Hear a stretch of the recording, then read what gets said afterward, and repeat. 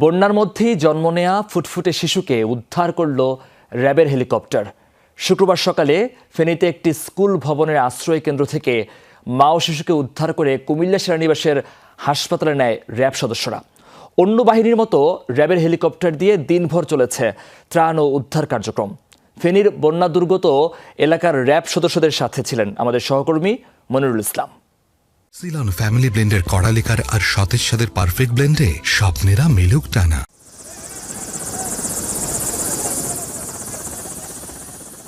ফেনীর পরশুরামে আশ্রয়কেন্দ্র হিসেবে ব্যবহৃত একটি স্কুল ঘরে জন্ম নেয় ফুটফুটে শিশুটি। তারপরও পরিবারের নেই উচ্ছ্বাস আনন্দ, কারণ চারিদিকে থই থই পানি। খবর পেয়ে হেলিকপ্টার নিয়ে নবজাতক সহ অসুস্থ মাকে উদ্ধার করে কুমিল্লা সিএমএইচে ভর্তি করে র্যাব সদস্যরা। শুক্রবার এরকম 2 নবজাতককে উদ্ধার করেছে র্যাব। পানিবন্দীদের উদ্ধারের পাশাপাশি দিনভর চলে ত্রাণ কার্যক্রম। ফেনী, নোয়াখালী, কুমিল্লার বিভিন্ন জায়গায় শত শত প্যাকেট, শুকনো খাবার, ওষুধ, স্যালাইন ফেলা হয় হেলিকপ্টার থেকে। ক্ষতিগ্রস্ত এলাকায় একটা হেলিকপ্টারের দেখা পেলে ছাদে ছুটে যাচ্ছেন শত শত মানুষ।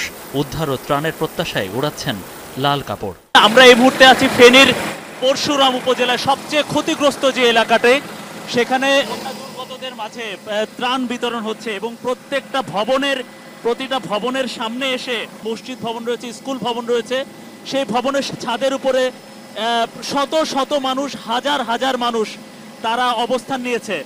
আসলে এই মানবেতর পরিস্থিতি নিজের চোখে না দেখলে বোঝা যাবে না।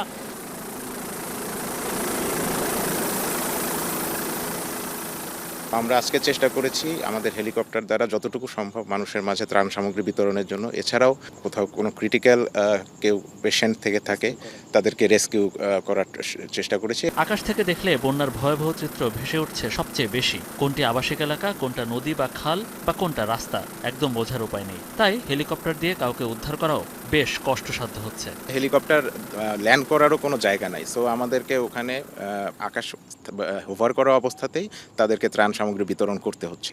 সো এটা মেইন চ্যালেঞ্জটা হচ্ছে সবার মধ্যে আমাদের এই ত্রাণ সামগ্রীটা পৌঁছানো।